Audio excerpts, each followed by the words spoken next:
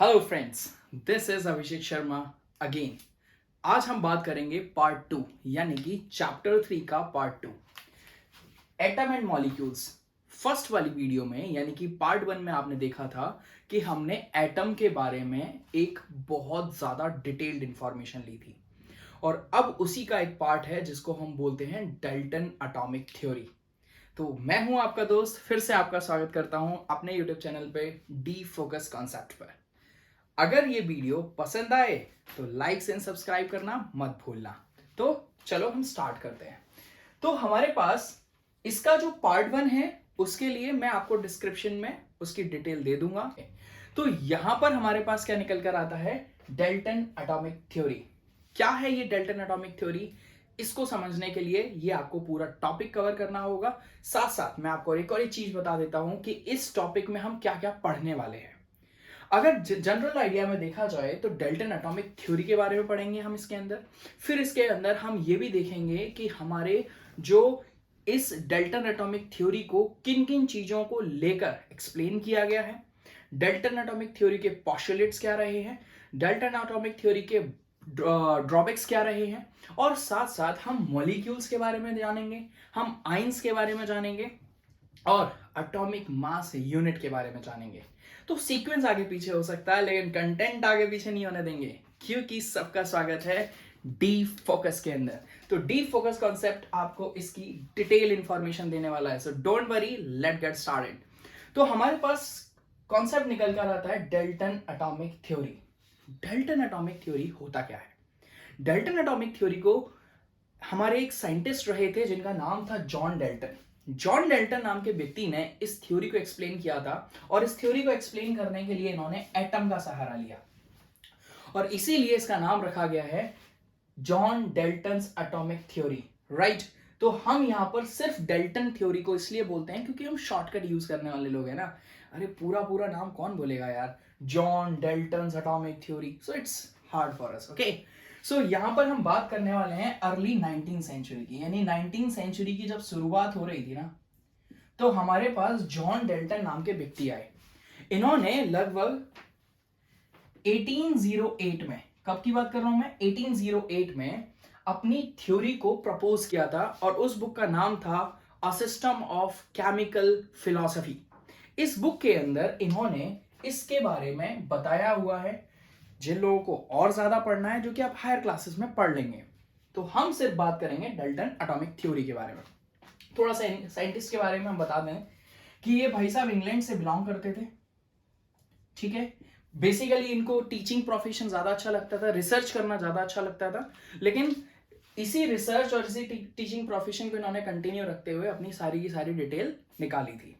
अब हम बात करते हैं डाल्टन एटॉमिक थ्योरी के अंदर हम बात करेंगे एटम्स के बारे में। किसके बारे में बात करने वाले हैं? एटम्स के बारे में। एटम्स के बारे में हमने पार्ट 1 में भी पढ़ा हुआ है।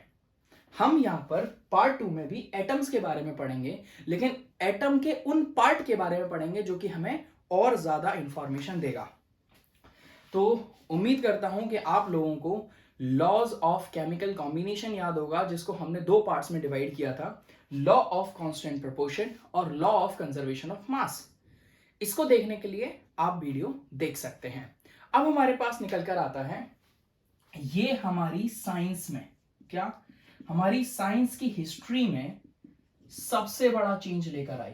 सर ऐसा क्या था इसके अंदर जिसकी वजह से डाल्टन एटॉमिक थ्योरी इतनी ज्यादा फेमस हुई? ओके, तो हमने क्या करा, इस थ्योरी को एक्सप्लेन करने के लिए हमारे पास डाल्टन के कुछ पोस्टुलेट्स निकल कर आएंगे। उन पोस्टुलेट्स को हम यहां पर डिस्कस करेंगे। तो मैं आपके लिए सारे पोस्टुलेट यहां पर लेकर आता हूं और उनको एक एक करके हम समझेंगे कि कौन सा लॉ ऑफ केमिकल कॉम्बिनेशन और लॉ ऑफ कांस्टेंट प्रोपोर्शन को फॉलो करेगा। So now we are talking about the postulates of Dalton atomic theory. Dalton atomic theory के पोस्टुलेट्स को समझने के लिए पहले आपको पोस्टुलेट शब्द का मतलब समझना होगा। पोस्टुलेट शब्द का मतलब होता है कि डाल्टन ने जिन चीजों को खुद से प्रूफ किया है। आ समझ में? जैसे कहते हैं ना हिंदी में किसी चीज को सिद्ध करना, तो यहां पर डाल्टन ने अपने कुछ चीजों को प्रूफ किया है। अब जो भी प्रूफ करने के लिए जिन भी प्रिंसिपल्स का इस्तेमाल किया है वो डाल्टन ही जानते हैं।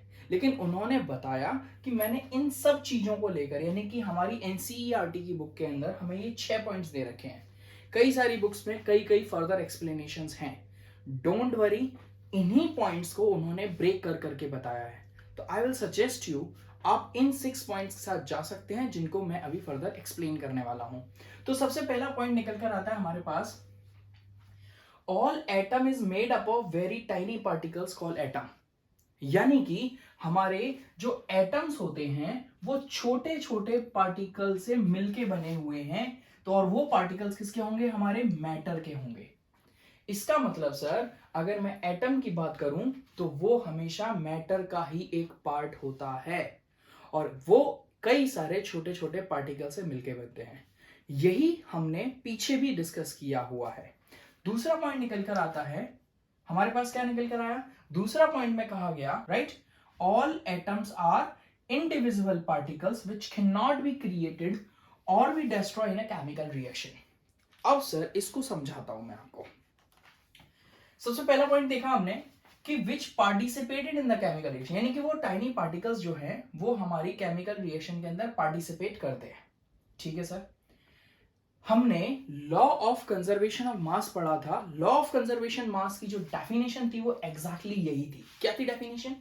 Atoms are individual particle which can not be created nor be destroyed in a chemical reaction. यानी कि ना तो कोई चीज बनती है और ना ही कोई चीज खत्म होती है। और जो चीज कभी बनी नहीं और जो चीज कभी खत्म हुई नहीं, तो उसके बारे में आप क्या कह रहे हो डाल्टन साहब? तो आगे और आते हैं। थर्ड पॉइंट हमारा क्या कहता है कि atoms of given element are identical in masses and chemical property. ये जो 2 पॉइंट्स दिए ना, इनकी तो एक्सप्लेनेशन ही अलग थी। बताता हूं मैं आपको। एटम्स ऑफ गिवन एलिमेंट, जो भी आपको एलिमेंट गिवन है, ठीक है, अभी मैं एग्जांपल के थ्रू भी समझाऊंगा, अभी सिर्फ यहां से समझा रहा हूं। Atoms of given elements are identical. कैसे आइडेंटिकल होंगे? उनके मास के बेसिस पे और उनकी केमिकल प्रॉपर्टी के बेसिस पे। जैसे सपोज करो, मैं एग्जांपल ले लेता हूं। इन्होंने जो कहा है कि मेरे पास हाइड्रोजन का एक एग्जांपल ले लिया। एटम्स ऑफ गिवन एलिमेंट, यानी कि एटम ऑफ हाइड्रोजन हमेशा कैसे होंगे? आइडेंटिकल होंगे उसके मास और उसकी केमिकल प्रॉपर्टी से। इनका ये कहना था कि यानी किसी भी हाइड्रोजन की बात मैं कर रहा हूं तो वो हमेशा सेम रहेगा, वो कभी भी चेंज नहीं होके आने वाला।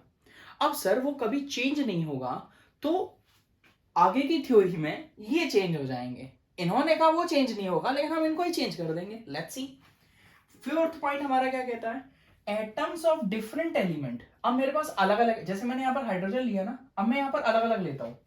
एटम्स ऑफ डिफरेंट एलिमेंट, ठीक है, डिफरेंट एलिमेंट मतलब मैंने हाइड्रोजन ले लिया, ऑक्सीजन ले लिया, have different masses and chemical property. ये क्या बात कह रहे हो सर आप? Atoms of different element have different masses and chemical property. Okay sir, आपने जो कहा बिल्कुल सही है, लेकिन अभी जब एक्सप्लेनेशन करूंगा ना मैं, तब सब बदल जाएगा। लेकिन रुको। एटम को समझाने के लिए डाल्टन ने उस हिसाब से बहुत अच्छे से एक्सप्लेन किया, क्योंकि देखो टेक्नोलॉजी बढ़ी, सब कुछ नया आ गया, राइट। पहले के टाइम पे हम लोग कुछ और तरीके के कपड़े पहनते थे, आज इतने अच्छे अच्छे टेक्नोलॉजी आ गई कि हम और अच्छे एडवांस कपड़े पहनने लगे। बिल्कुल उसी तरीके से इनके टाइम तक ये सारी चीजें वैलिड थी और 100% सही भी थी, लेकिन आगे आगे जैसे जैसे वक्त निकलता रहा ये सब चीजें बदल गई। फिफ्थ पॉइंट क्या कहता है? Atom combine in the ratio of small whole number to form compound. यानी कि सपोज करो मेरे पास एटम है हाइड्रोजन का, मेरे पास एटम है ऑक्सीजन का, ये हमेशा क्या करेंगे? स्मॉल होल नंबर में जुड़ेंगे, जिसकी वजह से इनका एक कंपाउंड बन जाएगा। ठीक है सर। आगे आते हैं हमारे पास 6 पॉइंट। 6 पॉइंट क्या कहता है हमारा? The relative number kinds of atom are constant in a given compound. इसको समझाने के लिए एक एक्सप्लेनेशन लगेगी, जो कि अभी मैं इसके ड्रॉबैक्स बताने के बाद आपको बड़े क्लियरली समझाऊंगा। मैंने क्या कहा? द रिलेटिव नंबर, जो हमारा रिलेटिव नंबर होता है, और kinds of atom are constant in a given compound. हाँ, ये कुछ हद तक सही रहा है, क्योंकि आप कोई भी कंपाउंड बनाते हो उसके अंदर उनका रिलेटिव नंबर किसी भी एटम का वो हमेशा कैसा रहता है? कांस्टेंट रहता है।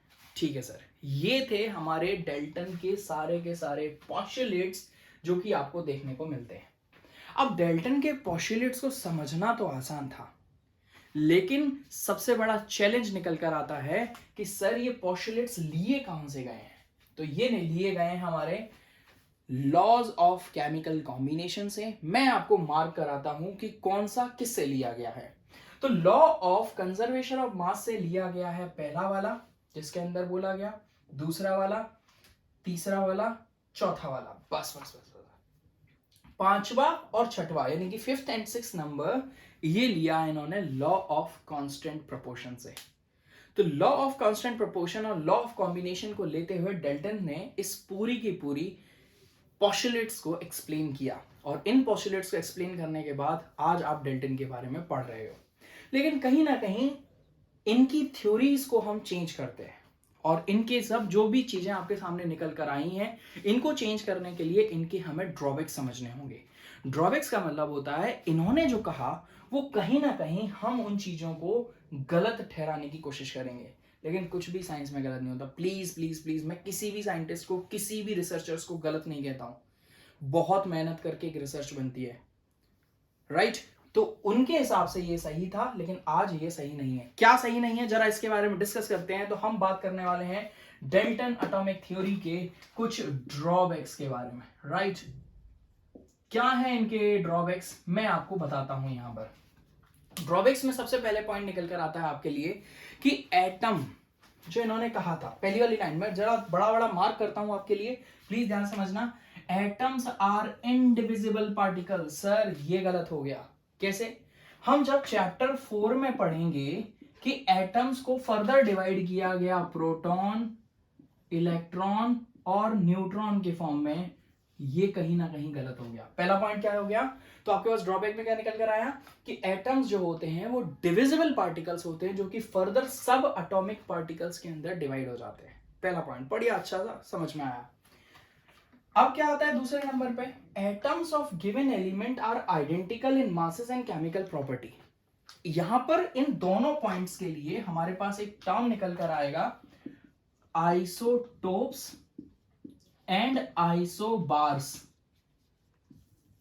ठीक है, आइसोटोप्स एंड आइसोबार्स। मेरी जो ऑफलाइन क्लास होती है, मैं उसमें कभी भी थर्ड चैप्टर पूरा पढ़ाता ही नहीं हूं। मैं पहले आधा थर्ड पढ़ाता हूं, फिर फोर्थ पढ़ाता हूं और फिर थर्ड पढ़ाता हूं। उसका रीजन ये है कि इलेक्ट्रॉन, प्रोटॉन, न्यूट्रॉन की थ्योरी नहीं पता चल पा रही, आइसोटोप, आइसोबार्स नहीं पता चल पा रही, एक और है बैलेंस ही नहीं पता चल पाती, तो हमें फॉर्मूला बनाने में थोड़ी प्रॉब्लम होती है। लेकिन टेंशन नहीं लेना, मैं आपके लिए सारी वीडियो सीक्वेंस में डाल दूंगा, जिससे जब आप इसको कंबाइन करके थर्ड और चैप्टर कंप्लीट करने के बाद आपके पास केमिस्ट्री के सारे डाउट क्लियर हो जाएंगे, वो भी चुटकी में। हमारे पास क्या निकल कर आया? इन दोनों को, यानी कि इनमें आइसोटोप और आइसोबार की प्रॉपर्टी नहीं समझा पाए। तो ये कुछ बेसिक से हमारे पास प्रॉपर्टीज निकल कर आई, जिसमें हमने ये पढ़ा। एक और चीज समझाता हूं, लास्ट वाला point. all related number kind of atom are constant in a given compound. How can you say that? कि सर ये सारी की सारी चीजें फिक्स रहेंगी? अरे नहीं नहीं सर, बिल्कुल फिक्स नहीं रहने वाली। मैं बताता हूं आपको। जैसे मैंने कहा कार्बन का एग्जांपल लिया आपके लिए, ठीक है? अब कार्बन का एग्जांपल लेता हूं, तो कार्बन की जो ना अलग अलग फॉर्म्स पाई जाती हैं, ठीक है? कार्बन की क्या पाई जाती है? अलग अलग फॉर्म्स पाई जाती हैं, काइंड सेम नहीं है दोस्त। सर अगर मैंने बात करी डायमंड के बारे में, तो डायमंड हमारा हार्ड हो गया। वही अगर मैंने बात करी ग्रेफाइट के बारे में, तो सर अलग प्रॉपर्टी हो गई। और वही मैंने चारकोल के बारे में बात करी आपसे, तो सर एक अलग प्रॉपर्टी हो गई। यानी कि है वो कार्बन का ही पार्ट, लेकिन इसकी अलग अलग प्रॉपर्टीज देखने को मिलती हैं। तो डेल्टन एटॉमिक थ्योरी बहुत हद तक सही थी, लेकिन उसके बाद भी उसमें कुछ छोटी छोटी कमी।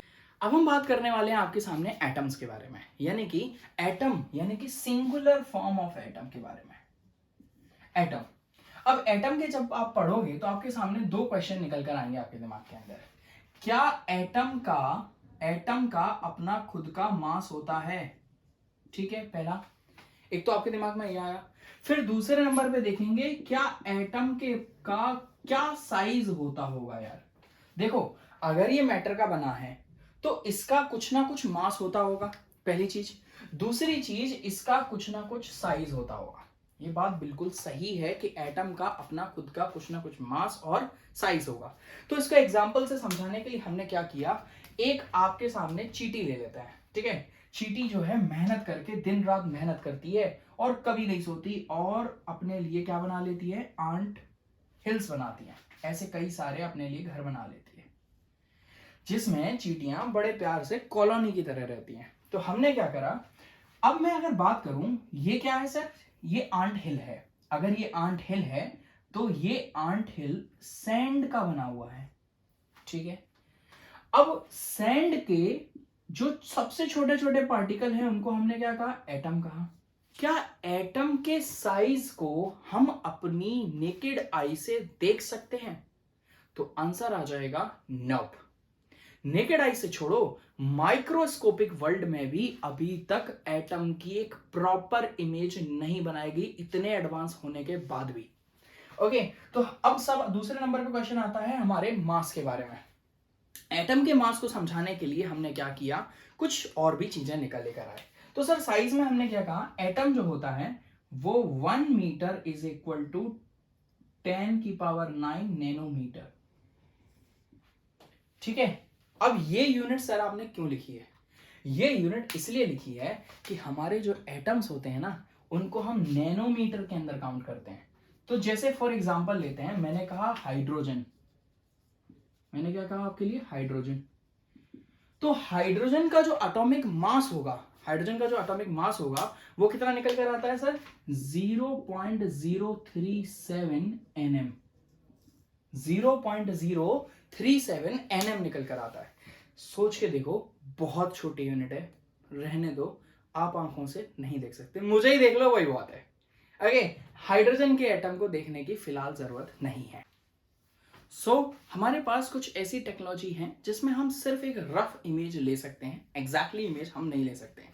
जैसे फॉर एग्जांपल लेते हैं, हमारे पास एक टेक्नोलॉजी डेवलप हुई जिसको बोलते हैं STM।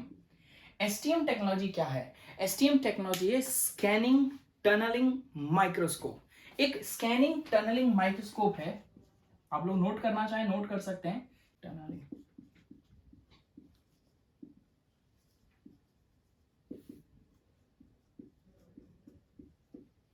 स्कैनिंग टनलिंग माइक्रोस्कोप ये अभी तक का सबसे ज्यादा छोटी इमेज लेने वाला माइक्रोस्कोप है, जिसने आपकी एनसीईआरटी की बुक के अंदर एक इमेज दे रखी है जो कि आप यहां पर देख सकते हैं। उसके अंदर जो इमेज दिखाई गई है वो इसी माइक्रोस्कोप की हेल्प से ली गई है।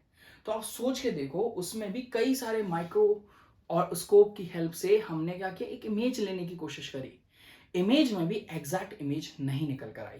तो सोच सकते हो एटम कितना ज्यादा छोटा होता है, लेकिन एटम के पास अपना मास होता है। सर मास क्यों होता है, इसका मतलब सर इसकी प्रॉपर्टी समझने की बारी आ गई। क्या कहा हमने, हमने कहा कि हमारे जो आंट्स के छोटे छोटे सैंड से जो इसने अपना आंट हिल बना लिया, इसका मतलब सर ये जो सैंड होगा इसका अपना खुद का कुछ ना कुछ तो मास होगा ना। और जब इसका अपना खुद का मास होगा तो इसका मतलब क्या हुआ, एटम का भी अपना मास है, क्योंकि वो सैंड को मैंने एज अ एटम अज्यूम किया। हमने क्या किया, हमने हाइड्रोजन का एग्जांपल लेते हैं। मैंने कहा ये हाइड्रोजन का एटम है, इसके सेंटर रखा, ये इसकी क्या बना दी, ये हमने इसकी रेडियस बना दी, ठीक है। अब क्वेश्चन आया कि हाइड्रोजन की रेडियस को, यानी कि 1 metre is equal to 10⁹ nanometre मैंने लिखा था। इसका मतलब ये हो गया कि आपका 10⁻⁹ nanometre is equal to 1 metre होता है। ओके, तो इसका मतलब क्या निकल कर आया, इसका मतलब निकल कर आया मेरे पास कि हाइड्रोजन का जो आपने ये निकाला था, ये इसके रेडियस के टर्म में बात करी जा रही है, उसकी एक छोटी फॉर्म की बात करी जा रही है। और इन सबको समझने के बाद हमारे पास एक आइडिया निकल कर आया कि एटम का मास और एटम के साइज को हम कैसे डिफाइन कर सकते हैं या कैसे समझ सकते हैं। एटम के मास को डिफाइन करने के लिए हमारे पास अभी बहुत कुछ बाकी है, ठीक है। तो हमने एटम के मास को अभी हम और अच्छी तरीके से एक्सप्लेन करने वाले हैं। वही एटम के साइज को भी अब हम चेंज करेंगे, क्योंकि ये तो पुरानी थ्योरीज हैं। चैप्टर 4 के अंदर आप नई थ्योरीज को भी पढ़ोगे। तो हम उतना ही समझने वाले हैं जितना हमारे लिए फिलहाल कंटेंट में है। वैसे मैंने बहुत सारा डीप में बताया है, उसके बाद भी अगर कुछ रहता है तो आप कमेंट बॉक्स में मुझे बता सकते हैं, जिससे मैं नेक्स्ट टॉपिक के अंदर आपका डाउट और अच्छे से क्लियर कर सकूं। तो अब हम बात करेंगे IUPAC सिस्टम के बारे में। ये IUPAC सिस्टम क्या है, क्यों लिया गया, इसके बारे में देखते हैं। तो इन सब चीजों को सरल करने के लिए हमारे डेल्टन सर ने क्या किया, डेल्टन ने कुछ सिंबल्स का यूज किया था। ठीक है, जो ये सिंबल्स यूज करे गए थे, आज के टाइम पे एक भी सिंबल काम का नहीं है। क्यों?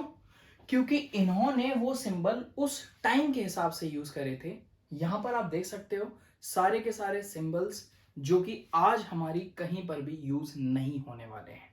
लेकिन इनके ही कुछ दिनों बाद हमारे पास एक और साइंटिस्ट निकल कर आए थे जिनका नाम था बेरजेलस। ठीक है, तो इनका नाम क्या था? बेरजेलस। ठीक है, बेरजेलस ने क्या किया, बेरजेलस ने आज की थ्योरी को लेते हुए एक प्रॉपर एक्सप्लेनेशन दी। प्रॉपर एक्सप्लेनेशन में इन्होंने क्या कहा कि कोई भी एलिमेंट होगा, क्या होगा? कोई भी एलिमेंट होगा, उसका एक प्रॉपर सिंबल होगा। अब क्वेश्चन आता है, सर सिंबल होता क्या है? सिंबल होता है शॉर्ट रिप्रेजेंटेशन। सिंबल क्या होता है? Short representation. किसी भी चीज को रिप्रेजेंट करने के लिए एक जो शॉर्ट तरीका होता है उसको हमने सिंबल कहा। इन्होंने क्या किया, बेरजेलस ने इन सिंबल्स का यूज किया। अब हम ये देखेंगे कि कैसे कोई भी सिंबल डिसाइड किया जाता है कि हमारे पास कौन सा सिस्टम होगा। तो एक बात बताओ यार, कि जब इन्होंने सिंबल निकाले तो ऐसे कुछ भी सिंबल रख देंगे? इसका मतलब तो कल के दिन कोई भी व्यक्ति आया, केमिस्ट्री का सिंबल रखा और बोलने लगा PHY, और मैं फिजिक्स पढ़ूं, फिजिकल एजुकेशन पढ़ूं, कैसे पढ़ूं? ना ना ना ना ना। इसको समझने के लिए हमारे पास प्रॉपर एक सिस्टम क्रिएट किया जाता है, जिसके लिए एक पर्टिकुलर ऑर्गेनाइजेशन बनाई जाती है, और उस ऑर्गेनाइजेशन का नाम रखा जाता है आपके लिए IUPAC। और ये IUPAC सिस्टम मैं आपको बताता हूं, IUPAC जो कि 1919 में फॉर्म हुई थी। 1919 में जो IUPAC सिस्टम हमारे सामने जो फॉर्म हुआ, वो आज की मॉडर्न टाइम के सिंबल्स को यूज करता है। और IUPAC का जो फुल फॉर्म होता है, international union of pure and applied chemistry. एक ऐसी केमिस्ट्री जो प्योर और अप्लाइड है, मतलब सर नई मॉडर्न केमिस्ट्री की बात कर रहे हैं हम कहीं ना कहीं। और इन सिंबल्स को ये अप्रूव करती है। ये क्या करती है? उनको अप्रूवल देती है कि यही इसका सिंबल है। जैसे मैंने कहा हाइड्रोजन, अब हाइड्रोजन का सिंबल H होगा, ये किसने अप्रूव किया हुआ है? ये IUPAC ने अप्रूव किया हुआ है। ऑक्सीजन का सिंबल O होगा, ये किसने अप्रूव किया? सोडियम का सिंबल NaE होगा, ये किसने अप्रूव किया? ये सारे के सारे अप्रूवल IUPAC ने जब इसको अप्रूव किया, तब जाके आप इनके बारे में आज पढ़ पा रहे हैं। तो हम ऐसे कई सारे और भी चीजों के बारे में बात करेंगे, जिसके अंदर IUPAC ने किन किन एलिमेंट्स को सिंबलाइज किया हुआ है और उनको कैसे समझा जाता है। तो IUPAC ने क्या कहा? IUPAC ने कहा हुआ है कि जब भी आप किसी भी एलिमेंट का नाम रखेंगे तो उसका फर्स्ट लेटर हमेशा कैपिटल होगा, और सेकंड लेटर जो होगा अगर यूज हो रहा है तो वो हमेशा स्मॉल होगा। जैसे मैं दोनों के कुछ एग्जांपल लेता हूं जो आपको और अच्छे से क्लियर करेंगे। जैसे सपोज करो मेरे पास निकल कर आया ऑक्सीजन। अब ऑक्सीजन का अगर मुझे सिंबल बनाना है तो सर अकेला है वो, तो मैंने O लिख दिया अकेला। लेकिन इसी की जगह पर अगर मुझे कोई दूसरा एलिमेंट बनाना है, जैसे सपोज करो मैं आपके सामने बात करता हूं हीलियम की। हीलियम का H कैपिटल बना और इसका जो सेकंड लेटर होगा वो हमेशा स्मॉल बनेगा। तो IUPAC ने इस स्टैंडर्ड को फॉलो करते हुए अभी तक 118 एलिमेंट्स, कितने एलिमेंट्स? 118 एलिमेंट्स का यूज किया हुआ है। और ये 118 एलिमेंट्स आज की मॉडर्न पीरियोडिक टेबल के अंदर आप उसको देख सकते हो। मॉडर्न पीरियोडिक टेबल के अंदर जितने भी एलिमेंट्स हैं उनका सिंबल करने का जो तरीका है वो आपको याद होना चाहिए। लास्ट वीडियो में मैंने आप लोगों को बोला था कि 1 से लेकर 18 तक आपको एलिमेंट्स याद करने हैं। मैं फिर से आप लोगों से अपील करना चाहता हूं कि प्लीज 1 से लेकर 18 एलिमेंट तक, है ना, 1 से लेकर 18 एलिमेंट सारे के सारे आपके दिमाग के अंदर एकदम फिक्स हो जाने चाहिए। क्योंकि केमिस्ट्री पढ़ रहे हो बड़ी क्लास की, तो एलिमेंट से नहीं बच पाओगे। हमारे पास कुछ एलिमेंट्स ऐसे निकल कर आए हैं जिनको हम लोकेशन के हिसाब से, उनके कलर के हिसाब से, किसी के नाम के हिसाब से हमने उनका नामकरण किया हुआ है, राइट। तो नामकरण करने के लिए हमने किसी भी एलिमेंट को नाम कैसे दिया जाता है, जैसे सपोज करो मैंने बात करी, एक एलिमेंट लेते हैं, कुछ एग्जाम्पल के लिए लूंगा मैं आपके लिए। तो पहला एग्जाम्पल निकल कर आता है आपके लिए जिसमें सबसे क्लियरली है, क्या निकल कर आया, कॉपर। कॉपर का जो नाम है वो पड़ा साइप्रस से, ठीक है। और ये किसके नाम से पड़ गया, लोकेशन के हिसाब से पड़ गया कि कॉपर जो है यहां पाया गया, इसीलिए इसका नाम रख दिया गया कॉपर। अब कॉपर का जो सिंबल होता है वो हमारा क्या होता है, Cu। कॉपर का जो सिंबल होता है वो हमारा क्या होता है, Cu, C capital U small. उसके बाद आप एक और यहां पर देखिए जिसको हम कहते हैं सोडियम। क्या कहते हैं हम, सोडियम। सोडियम का हमारा सिंबल होता है Na, N capital A small. Sir क्यों रखा गया, क्योंकि इसका ओरिजिनल नेम होता है नेट्रियम। क्या नाम होता है, नेट्रियम। ऐसे ही हमारे पास पोटेशियम है। पोटेशियम, पोटेशियम का होता है K, क्योंकि सर ये किससे बना हुआ है, केलियम से बना हुआ है। किससे बना हुआ है, केलियम से बना हुआ है। इसके बाद हमारे पास निकल कर था आयरन। आयरन का हम क्या रखते हैं, Fe। और ये किससे बना हुआ है, फेरम से बना हुआ है। किससे बना हुआ है, फेरम से बना हुआ है। तो ऐसे हमारे पास बहुत सारे एलिमेंट हैं जिनको हमने अलग अलग नामों से जाना हुआ है। गोल्ड को जैसे हमने येलो कलर के नाम से जाना जाता है तो हमने उसको गोल्ड कहा हुआ है। मरकरी जो होता है जिसको हम Hg कहते हैं उसको हेग्रम बोलते हैं, हेग्रम से बना हुआ है। मैं आपको कुछ यहां पर मेंशन कर देता हूं जिसको आप यहां से नोट कर सकते हैं। जैसे हमने कहा मरकरी, मरकरी को हमने क्या कहा, Hg कहा। अब सर जो Hg कहा गया है आपसे वो है आपका हेग्रम। तो क्या है, HYGRUM। ओके, ऐसे ही हमारे पास गोल्ड है,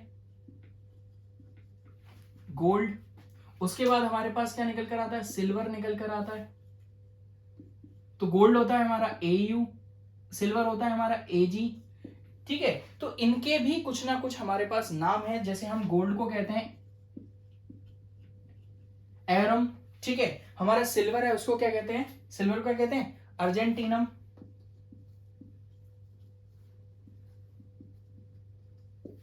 तो गोल्ड और सिल्वर से एक आपके लिए बड़ी अच्छी सी स्टोरी निकल कर आती है। अगर आप सुनना चाहते हैं तो मैं आपको सुनाता हूं। सर ये गोल्ड और सिल्वर ना कभी भूलने नहीं दूंगा, ये मेरी गारंटी रही। बस सुन लो ना, बस 1 मिनट लगेगा आपको सुनने के लिए। तो क्या बोला, एक बार क्या हुआ, मेरे पास एक यूएस का आदमी खड़ा था, मेरे पास एक इंडिया का आदमी खड़ा था।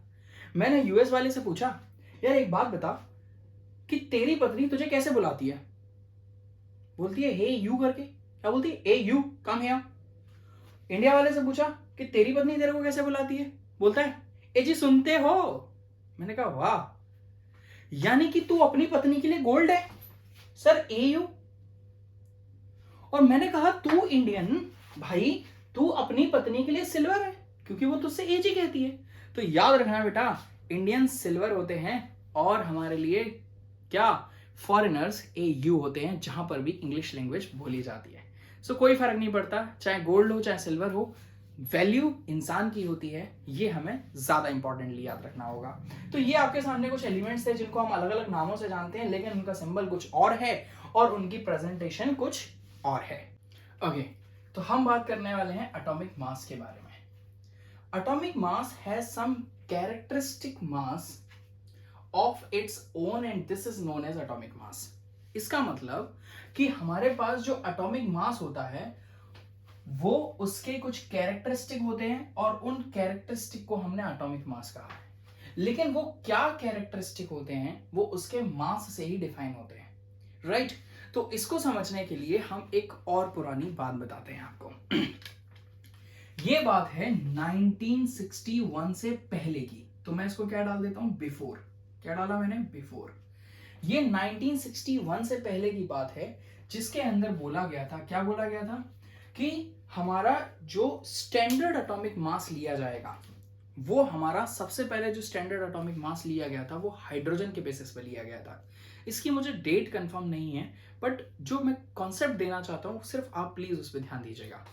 यहां पर क्या बोला गया कि सबसे पहले जो हमारे हाइड्रोजन होते हैं, हाइड्रोजन को कंपेयर किया गया जाता था। क्या किया जाता था? कंपेयर किया जाता था। कि सपोज करो मुझे ऑक्सीजन का एटॉमिक मास निकालना है, तो वो हाइड्रोजन के साथ उसका कंपैरिजन क्या है, ये हमारा 1961 से पहले एक थ्योरी आई थी, उसके अंदर किया जाने लगा। लेकिन धीरे धीरे जैसे जैसे वक्त बदला और इन थ्योरीज के अंदर भी चेंज आया। 1961 से कुछ साल पहले एक और बार चेंज आया, जिसके अंदर हमने क्या किया, ऑक्सीजन को, किसको, ऑक्सीजन को, ऑक्सीजन को हमने मेन एटॉमिक मास के कंपैरिजन के लिए लिया।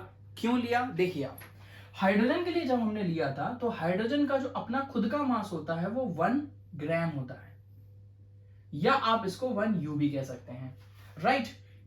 अब ऑक्सीजन का जो मास होता है वो होता है हमारा 16 ग्राम, राइट, यानी कि ये हो गया 16 यू। अब जब ये हमारा 16 ग्राम, अगर मैं इसको इसके साथ किसी का कंपैरिजन करूं, सपोज करो मैं इसके साथ किसका कर रहा हूं, कंपैरिजन कर रहा हूं किसी भी चीज का, तो मेरे पास क्या निकल कर आ जाएगा, जैसे हमने कहा कि मेरे सोडियम के पास कितना उसका मास होगा, तो सोडियम के मास को निकालने के लिए हम पहले कंपेयर करेंगे 1/16 part of oxygen, 1/16 part of oxygen का कंपैरिजन किया जाएगा हमारे सोडियम के साथ, तब जाके उसका एटॉमिक मास हमको पता चलेगा। और जब हम इसके एटॉमिक मास को पता करेंगे तब हमारे पास ये सारा का सारा कंटेंट निकल कर आने वाला है, और इसी कंटेंट को हमने क्या कहा है, एटॉमिक मास। लेकिन लेकिन लेकिन लेकिन रुकिए, 1961 के बाद, 1961 के बाद हमारे पास क्या होकर आया, 1960 बिफोर को हम क्या कर देते हैं, अब कर देते हैं हम बिफोर को आफ्टर, बिफोर को क्या कर दिया हमने, आफ्टर कर दिया। आफ्टर 1961 हमारे IUPAC, किसने, हमारे IUPAC ने कार्बन, किसको, कार्बन 12 को स्टैंडर्ड एटॉमिक मास के टर्म में समझा, और कार्बन 12 को जो स्टैंडर्ड एटॉमिक के मास के टर्म में समझा हुआ है, अब सारी की सारी चीजों का कंपैरिजन इसके साथ ही किया जाएगा। इसका एग्जांपल देने के लिए मैं आपको एक बढ़िया सा एग्जांपल देता हूं। सपोज करो मेरे पास क्या है, एक तरबूज है, और उस तरबूज के मेरे पास कितने हैं, 12 पीसेस हैं,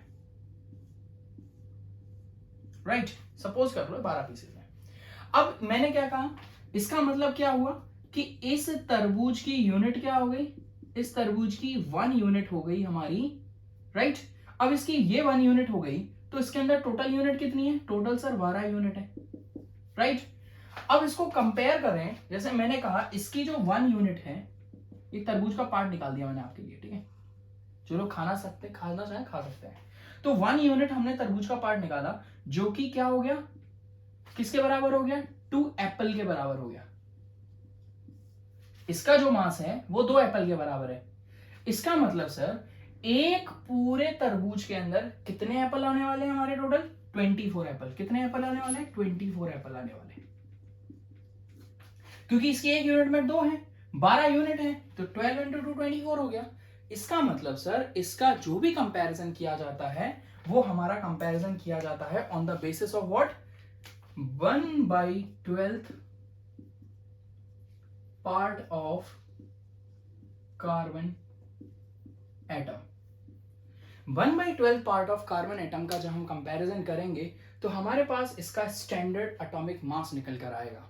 ये हमारी पुरानी थ्योरीज के अकॉर्डिंग समझाई हुई चीजें हैं, जो कि आगे चलकर सारी चीजें बदल जाएंगी।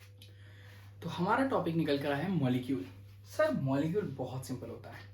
जैसे मैं सबसे पहले आपके लिए एग्जांपल देता हूं, H2O एक मॉलिक्यूल है। सर इसको रिलेट करेंगे इसकी डेफिनेशन के साथ। क्या किया, अ ग्रुप ऑफ 2 और more atom, a group of 2 और, ये H क्या है, एक एलिमेंट है, O क्या है, एक एलिमेंट है, एलिमेंट है मतलब ग्रुप ऑफ एटम है।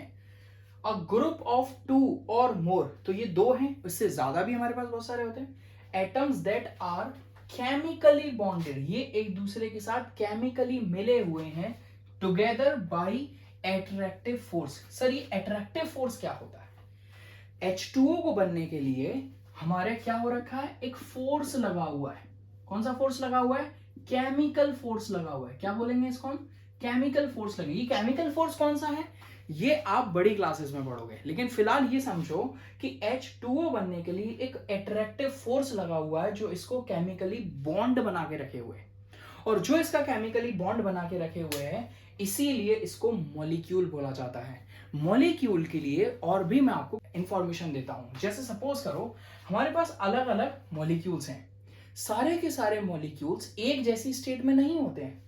कुछ मॉलिक्यूल्स हमारी फ्री स्टेट में होते हैं और कुछ मॉलिक्यूल्स हमारे किसी ना किसी के साथ मिक्स होकर रहते हैं, राइट?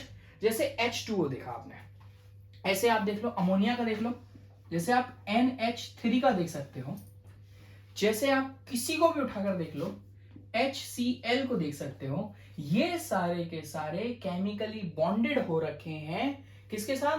एटम्स के साथ। और इसीलिए मॉलिक्यूल्स को हमने क्या बोला है? मॉलिक्यूल्स अ ग्रुप ऑफ 2 और more atom that are chemically bonded, right? That are क्या हो रखा है? Chemically bonded together by attractive forces. Okay, अब हमने क्या करा? मॉलिक्यूल्स को समझने के लिए मॉलिक्यूल्स को फर्दर पार्ट्स में डिवाइड किया।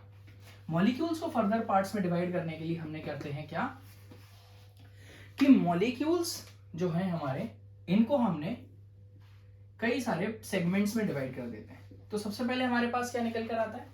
Mono atomic molecules.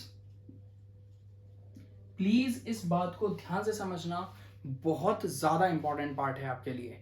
आपको एग्जैक्टली पता चलेगा कि हमारा जो एलिमेंट होता है वो कैसे एग्जिस्ट कर रहा है, हमारे जो मॉलिक्यूल्स होते हैं वो कैसे एग्जिस्ट कर रहे हैं, राइट? तो मोनो एटॉमिक मॉलिक्यूल्स क्या होते हैं? मोनो मतलब होता है सिंगल। मोनो मतलब क्या होता है? सिंगल। जैसे कि आप सब लोग अभी 9th स्टैंडर्ड में, उम्मीद करता हूं सारे के सारे लोग सिंगल होंगे, राइट? तो मोनोएटॉमिक मॉलिक्यूल सिंगल है, जिसमें सबसे पहले हमारे पास क्या आ जाती है? नोबल गैसेस आ जाती है। नोबल गैसेस हमारे नेचर के अंदर फ्री एग्जिस्ट करती है, ये किसी के साथ भी बॉन्डिंग नहीं बनाती हैं क्योंकि ये अपने आप में खुद स्टेबल हैं, इनको किसी और की जरूरत नहीं है। समझ में आया? दूसरे नंबर पे हमारे पास क्या निकल कर आते हैं? दूसरे नंबर पे हमारे पास निकल कर आते हैं डाई एटॉमिक मॉलिक्यूल्स। क्या बोलेंगे हम? Die atomic. डाई मतलब 2, राइट? डाई मतलब क्या निकल कर आया? 2। यानी कि ऐसे मॉलिक्यूल्स जो अपने जैसे मॉलिक्यूल्स के साथ ही मिलके रह रहे हैं। अपने जैसे मॉलिक्यूल्स के साथ क्या कर रहे हैं? मिलके रह रहे हैं। जैसे आप एग्जांपल के तौर पे देख सकते हो O2, N2, Cl2, H2, ये सब मॉलिक्यूल्स को क्या कहूंगा मैं? डाई एटॉमिक मॉलिक्यूल्स कहूंगा। डाई एटॉमिक मॉलिक्यूल्स को, तो इसका क्या है? तो क्या मैंने कहा? 2 और मोर एलिमेंट